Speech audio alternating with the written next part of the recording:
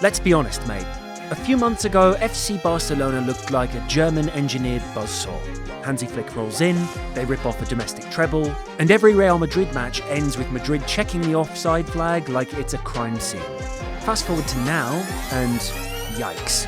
The engine's coughing, the dashboard is flashing, and the mechanic, also Hansi Flick, is trying to fix it while driving 120 down the Autobahn. Want the real picture? No sugar, just tapas? Let's break down the huge problems Flick is juggling right now, and whether Barca can keep this thing from spinning out. First, context. Last season, 24-25, Flick's Barca were a machine. Their highline was the league's most ruthless booby trap, more offsides forced than anyone across Europe's top 5. It worked because the timing was elite and the partnership at the back was ice cold. Veteran Inigo Martinez plus teenage brainbox Pau Kubasi. Inigo wasn't just good. He was the metronome of the trap. Step, hold, shout, check, repeat. Result? 39 goals conceded in La Liga 2024-25. The best defensive record in Spain. That's defending. That's minimalism. Barcelona beat Real Madrid 4 times. If you're a Madridista, that last line might sting. Not sorry. Then the summer pulled the rug. Inigo Martinez left on a free to Al Nassr FC in August 2025. A pre-agreed clause, a huge financial lure, a handshake, and poof, one of Flick's on-field lieutenants gone for €0. Ever tried playing Jenga by removing the bottom block first? Hansi just did. He even said it out loud. Inigo was a guy who helped a lot. One of the leaders. That's not a nice to have. It was the foundation. Without him, the famous highline looks like a tightrope in a windstorm. Flick has changed his centre-back pairing like socks. The duo has only stayed the same in 6 of the first 10 official matches of 2025-26, and they haven't completed a full 90 together. That's not rotation, that's roulette. And Kubasi? Look, the kid is special, but he's 18. Last year he made 56 appearances and looked mature beyond his years.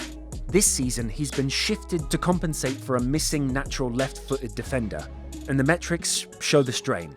Concessions roughly every 87 minutes. Tackles are up, but so are successful dribbles against him.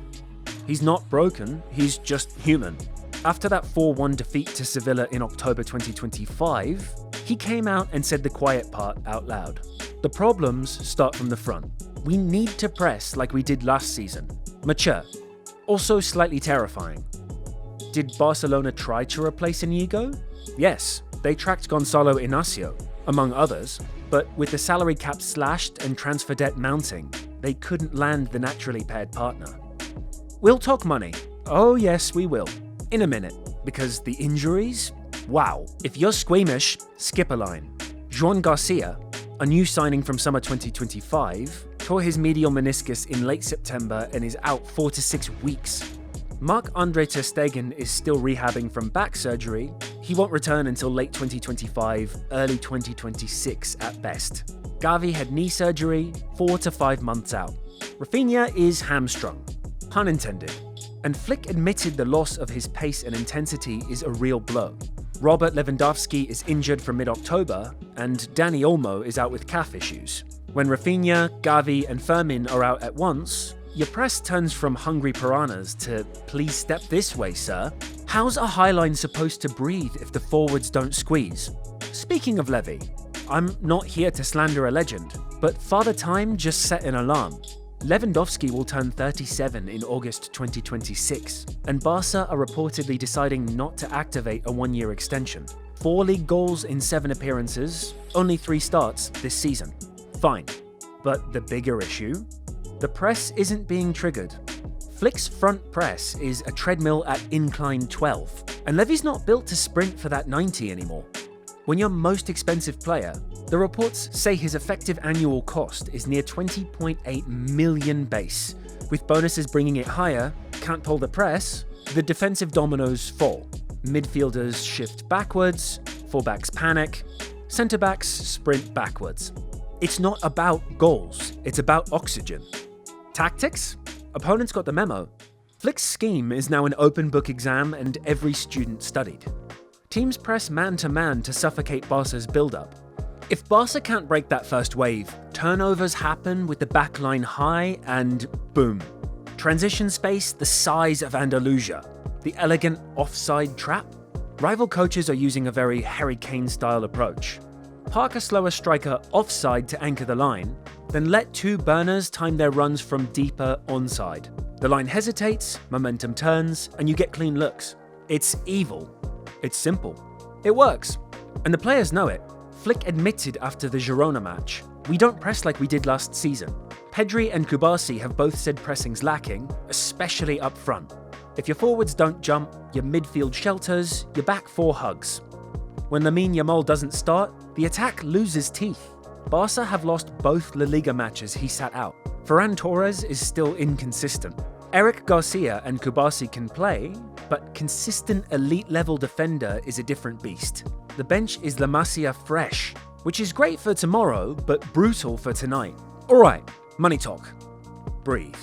La Liga cut Barca's salary cap from 463 to 351 million this season, a 112 million reduction, because auditors didn't validate 100 million of VIP revenue from Camp Nou, still under construction. Madrid's limit? Around 761 million. Real big. Barca owe about 159 million in transfer debt. 140.6 million is short-term. They still owe 41.9 million to Leeds for Rafinha, 24.5 million to Sevilla for Koundé, 20 million to Bayern for Lewandowski.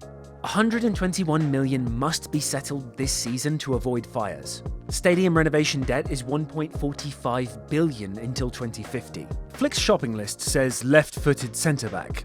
His wallet says... Now for the mood music. El Clasico at the Bernabeu is looming. Madrid are 2 points clear and humming. Barca are in their worst patch. Flick is suspended after a red last weekend, so he's watching from the stands like a very stressed drone operator. Head-to-head history is nearly even. Madrid 105 wins, Barca 104, 52 draws. But right now momentum is imperial white. Madrid will press Barca man-to-man, attack the high line, and test those fullbacks like they owe them money. If Barca can't control transitions, this gets ugly before the first water break. So what can Flick actually do? 5 things, and none involve waving a magic credit card. 1. Tactical flexibility. Create a plan B.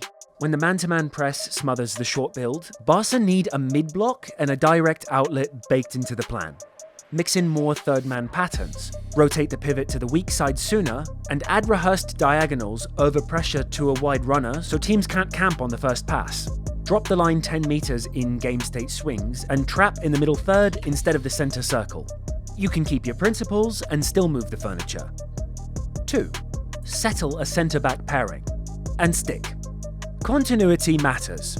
If Ronald Araujo is fit, pair him with Kubasi and leave it alone for a month. Stop flipping flanks for Pau unless absolutely necessary. His passing angles from right center unlock your right side. If you must mirror left-footedness, tweak the left-back role rather than forcing Pau into a profile he isn't. 3. Rebuild the press. Top down. No Rafinha? Then restructure the front 3 to press in staggered waves. Nearest winger jumps, 9 screens the 6, far winger starts narrower to remove the switch. Closest 8 goes man-oriented briefly to force the long ball, then recovers.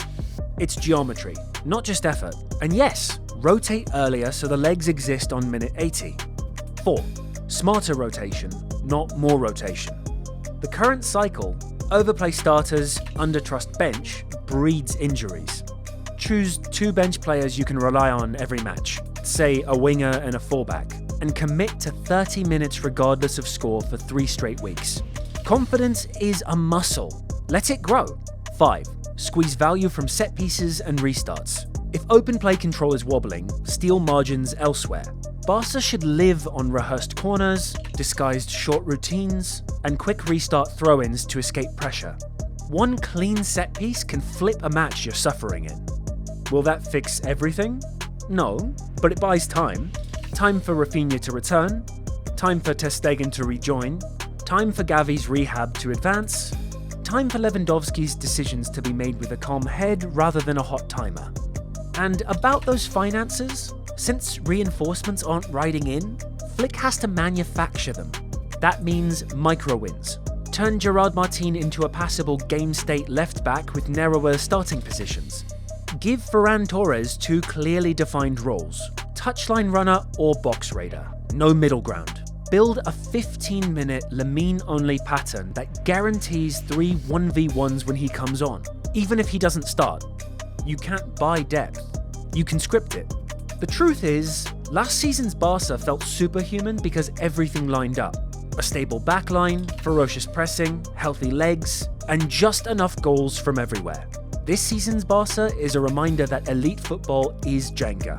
Take out leadership, Inigo, remove 3 press monsters, Rafinha, Gavi, Fermin, warble the keeper situation, slice the budget, and suddenly that elegant tower doesn't look so stable. Is the idea wrong? No, but the margins have vanished. And without them, suicidal is what a brilliant highline looks like when the press dies 5 meters up the pitch. So can Flick pull this back? He's done a treble with this core, so he's earned patience. But patience needs proof. In the next weeks you want to see a consistent centre-back pairing, a clear plan B mid-block, distance covered trending up, and, please, fewer in-between presses where 1 jumps and 2 watch. Even Kubasi said it. You can't play 40 games full throttle. Fine, but you can choose the 20 where you absolutely must, and scheme the other 20 so the tank isn't empty by February. I'll leave you with this. Barca's current storm is not one problem. It's a knot of 6. Pull one thread, press, it tightens around another, highline. Tug finances, the depth squeals. The job, right now, is to loosen 3 threads at once. Tactics, loads, and selection, and give the talent a structure they can sustain. If Flick does that, the treble wasn't a one-off.